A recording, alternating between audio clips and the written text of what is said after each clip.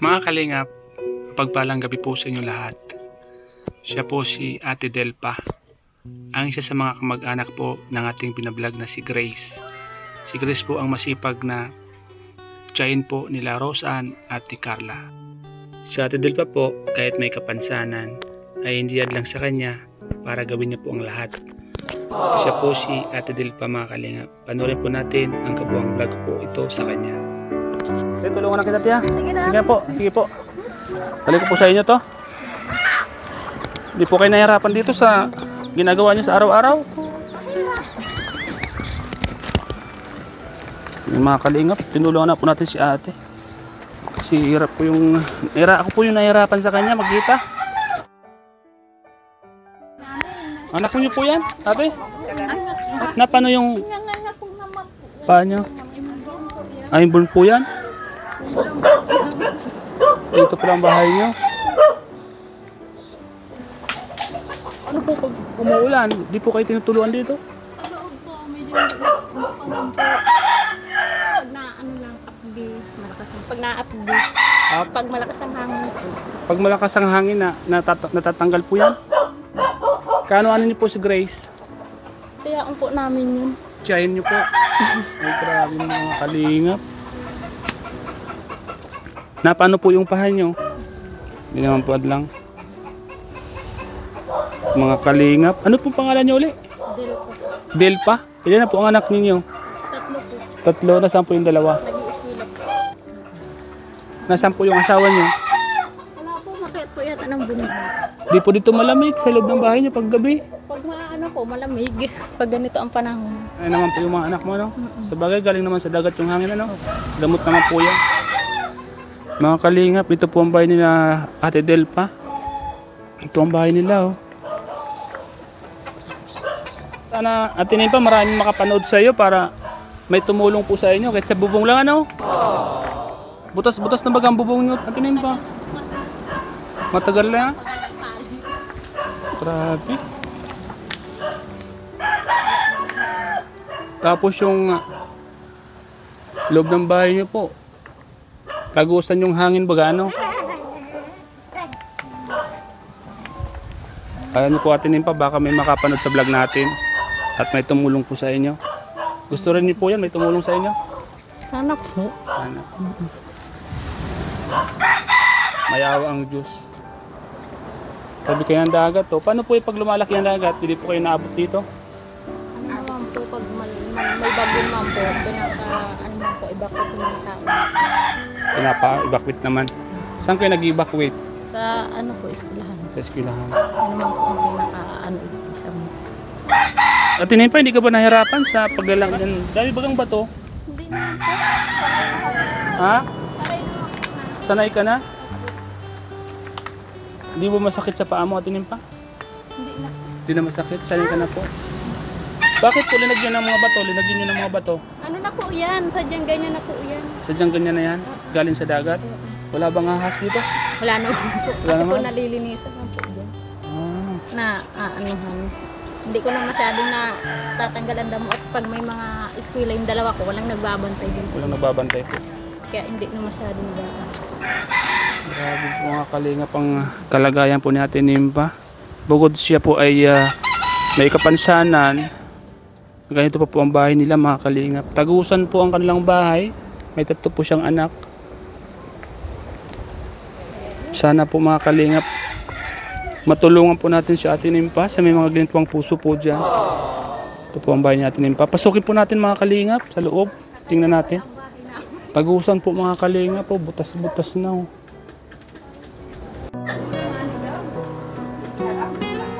Butas-butas na mga kalingap po.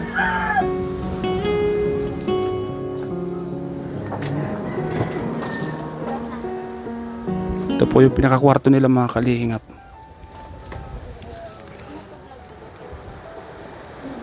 Butas na po mga kalingap ang kanilang bubong.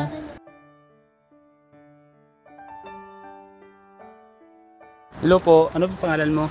Anong pangalan mo? Anong pangalan mo? Ilang taong ka na? Bibi isa po. Ha? Iiyak. Iyak. Anak niyo pong panganay, ilang taon na?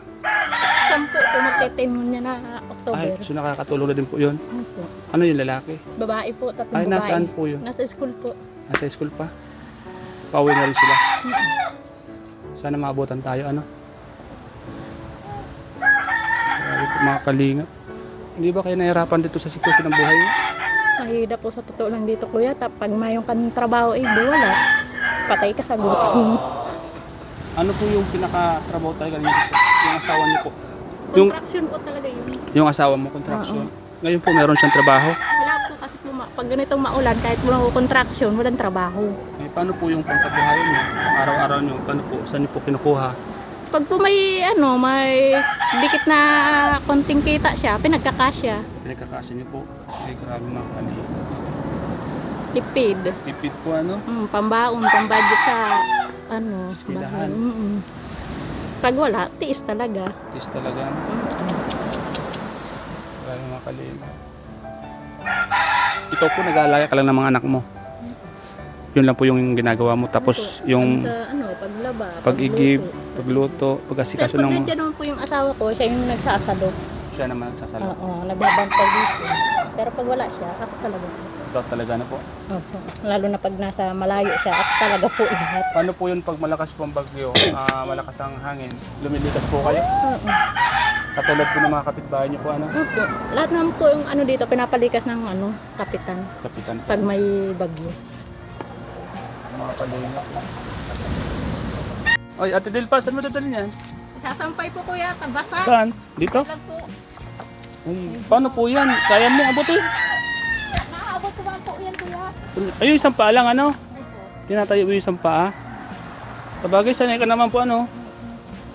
Hindi naman po mahirap sa'yo na ganyan. Hindi man po. Tuloy naman po kaya. Kumbaga, diyan ka na talaga lumaki, ano? Opo. Kaya, pangkaraniwan lang sa'yo yung ginagawa mo, ano? Yung mga kalingap, pabay niya kalingap. May ikuha na po kayo, pagkain na kayo dito. Ha? Tingnan natin mga kalingap kung anong pagkain niya Ate Delpa. Eh, putong mga kalingap, oh.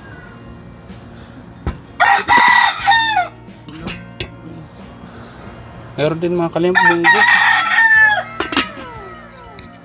Ate Delpa, ano to, may kaya na baga to? Ano kaya na pa to? Kaya na pa? Kanina tanghali. Ano yun? Panggabihan nyo na yun? Hindi. Saing pa lang po. Magsasayin pa rin kayo? Yung ulam?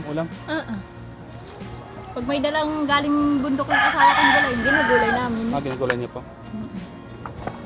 Okay lang po ba Ate Delpa? Na kayo i-vlog ko? Okay lang? Okay lang. Naman. Para kahit paano ay malay niyo po may makapanood po sa atin. At mahantig po ang puso at matulungan po kayo. Yung mga kababayan natin sa ibang bansa ay mga matutulungin po yun. Pag nakita nila po ang kabuhayan nyo ay ganito at kabuhayan ng ating mga kababayan ganito, sila po ay tumutulong. Tumutulong sa mga katulad nyo po na ganito po yung sitwasyon. Kung tulad nyo po, ganito po yung sitwasyon nyo. Mahirap po pag ano, minsan na tipid kumain kasi kung walang trabaho.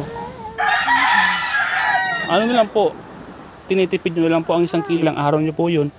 Ano lang po yun, 2 saingan lang po yun. Ang 1 kilo talaga. 2 saingan lang po. Tapos pag wala po, nilugaw nyo na lang. Lugaw na lang po. Para po sa mga bata. Yun lang. Kasi kami mag-asawa, makakaraos ng gutom eh. Itong mga bata. Mahirap pag nagutom. Iiyak na iiyak. Buti kung wala kaming anak na araw yun eh, maliit. Bali po pa na lang po kayo, ano, nilugaw nyo na lang para magkasya po. Ano to po yung sitwasyon nyo dito, ano po. Wait lang po, hawakan nyo po to. Bigyan ko po kayo ng pambili nyo ng bigas. Para kahit pa paano mayroon po. Ay, ang kamay nyo po pala, ganun din ano. Ang kamay nyo, ano. Para kahit pa paano makatulong. Ayaw nyo po Ate Delpa, kung may mga tumulong, ipapabot ko po sa inyo. Sakto, may dala po akong tukit pa paano. Bilangan ko po. Sa'yo na po lahat yan. Ano? Lawat mo po yun. Laking bagay na rin po ini. Makakatulong na po sa inyo sa bigas niyo po, ano? Tapos sa pambaon ng mga bata. Opo. Masaya po ba kayo dyan? Kahit ganyan po. Opo. Ha? Masaya po. Kaya nyo po pag may tumulong po sa inyo, at nagbigay at pabot ng tulong, ipapabot ko po sa inyo. Ano? Ayan nyo po. Sabi ko kay Tita Grace, sabi niya, baka pumunta sa iyo yung nagbablog sa amin ni Carla. Ginagawa po namin ay para man po sa ito, para kahit paano matulungan namin kayo. At malay nyo po, may mga kababayan tayong mayayaman sa ibang bansa at maantig po sa kalagayan ninyo. Basta tuloy pa, lagi lang po kayo mag-pray. Alam ko po si Lord gagawa ng paraan para kayo po ay gabayan at isurvive sa pang-araw-araw po. Tiwala lang po tayo kay Lord. Kasi ang iniisip lang po namin talaga, pag wala tong trabaho siya, siyempre hindi maalis sa isip mo na hindi ka mag-isip ng paano na yung mga bata, ang pang-araw-araw, ang pagkain nila. Kahit pa paano naman po na ano po ko sa mga kapatid ko. Nakakahingi ka naman. Nangihiram. Pag may binabayaran namin. Inutang nyo muna po. Inutang. Tapos pag nagkatrabaho po si Mister, binabayaran nyo po. Ganun po ba? Kasi siyempre sa ganitong hirap ng buhay, siyempre minsan hindi mo maiwasang mag-isip ka, di ba? Pero kung wala po akong maliit na ganito, nagtatrabaho din po ako kaso walang mababayaan nito ay. Ako nga po, nakapagtrabaho ka po. Po kasi po yung kadalagahan ko man po, nagtatrabaho naman po ako. Opo. Wala eh, ganito na talaga taong bahay na tama pag-aalaga sa mga bata pag wala si asawa ko. Ate Del pa. So yan mga kalinga po, grabe po ang dagat. Tuwing malakas po ang dagat dito mga kalingap, lumilikas po sila Ate Del pa. Si Ate Del pa po mga kalingap ay tsahin po si Grace, yung ating binablog. Masipag din po ito mga kalingap kahit po na ay, ikaw pala yung anak. Ay, magalang po yung anak niya. Panganay. Ate Del pa, ano yan? Maglalaba ka pa? Guys, kukuha ng labahan at maglalaba po bukas. Marami na. So ayan mo na yan te. Ayan mo na muna yan. Kausapin muna kita. Ayan mo na muna yan. At para naman makapag-usap tayo ng matagal-tagal. Pwede mo naman siguro yan. Ano bukas ano? Ito pala yung anak mo. Ilang taong ka na? Ilang taong ka na? Magtiten po. Mag-awakan ito. Magte-10? Opo. Ang ganda ano pangalan mo? Rochelle po. Rochelle. Ang ganda ng bata oh. Ang ganda ni Rochelle. Kaya tunog mana. Tama po. Ha? Tama. Saan ka nag-aaral? Diyan po sa taas. Anong grade ka na? 5 po. 5. Kumusta yung pag-aaral mo? Ayos lang po. Ayos lang. Mag-aaral ka mabuti ha. Opo. Para makapagtapos ka. Para matulungan mo si mama at papa mo. Ano? Ikaw pala ang panganay? Opo. Tama, ikaw ang panganay. Magandang bata ito mga kalingap si Rochelle. Naglakad ka lang Rochelle? Opo. Papunta dito mula sa eskwelahan? Malayo po ba ang eskwelahan nyo? Malayo-layo lang po. Ano yan? Ano nang gagawin mo ngayon? Anong gagawin mo ngayon? Nagluluto ka na? Hindi po. Anong gagawin mo? Mabantay po ako. Magbabante ka ng bata. Tutulungan mo yung mama mo? Mga kalingap si Rochelle, ang panganay ni Ate Delta. Delpa, no? Delpa. Panganay po ni Ate Delpa. Oh, diyan kayo? Diyan kayo nagpapahinga? Pag dito ang tambayan. Ano? Pag malimpoy, dito po ang tambayan. Mainit sa loob pag ganito. Diyan kayo umupo pag paghapon na, no? Habang Tingin-tingin nagmamasid pa sa dagat. Mga kalingap. Yan. Ate Del pa, may pambili ka ng bigas sa ulam na lang, ano? Ulam na lang ang hanapin mo. Dali lang mo po kung hanapin ang pang-ulam. Madali lang hanapin. Sa bagay dito, madali lang pang ulam, ano? Bumaba ka lang po dyan sa pag may ate, pwede ka na dyan humanap ng suso. Suso. Sige po.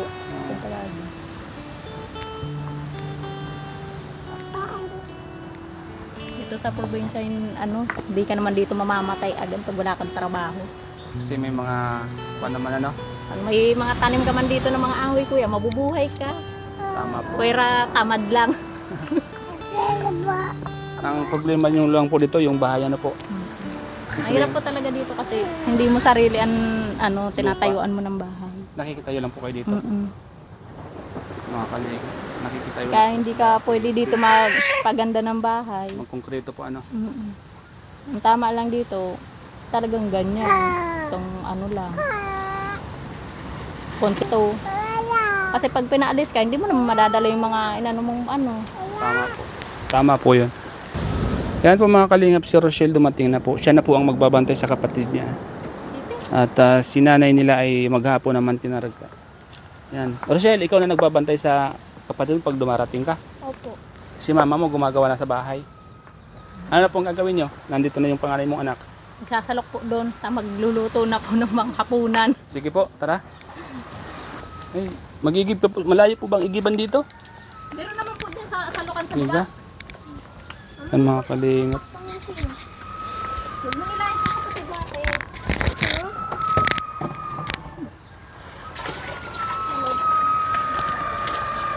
Dumating na po mga kalingap yung anak ni Ate Del pang panganay kaya gumagawa na po siya ng pambahay. Mga gawain. Liligpit. Makalat. Ano po? Magliligpit. Magliligpit ng bahay. Ngayon ka lang po makakapaglinis. Pag dumarating po sila, saka ka lang makakapaglinis po. Opo. Saka pag tulog po yan. Kasi pag gising yan, malikot po yan. Hindi ka makakagawa. Ay, ganun po ba? Parati nadadapa sa ganito. Grabe, ano? Kaya po yan? Po. Diyan lang naman po. May balls pa dyan, ano? Ano kuya, masama ka kuya? Opo, sige. Punta ako.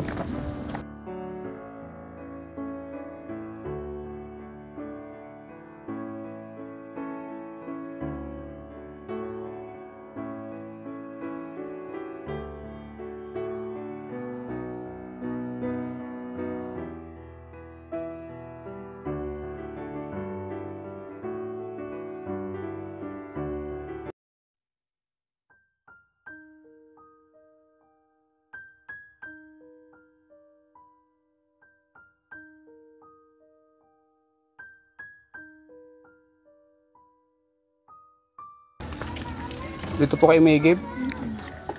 Pag walang buhos dito, doon sa baba. Dami naman palang dito.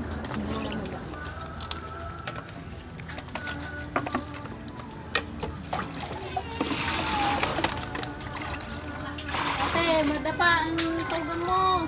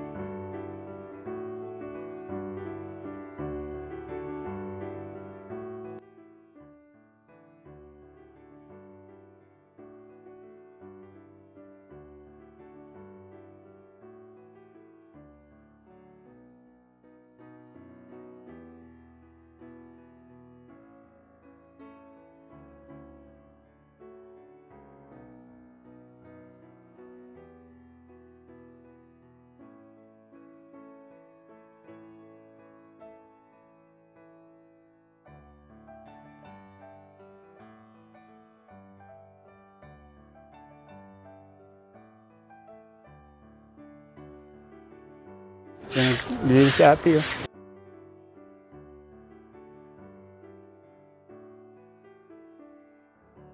Ngayon ko lang po nakakagawa ano? Mga kanina. Linis-linis ng bahay at may nag-aalaga na. Gabi na naman po kasi ano te.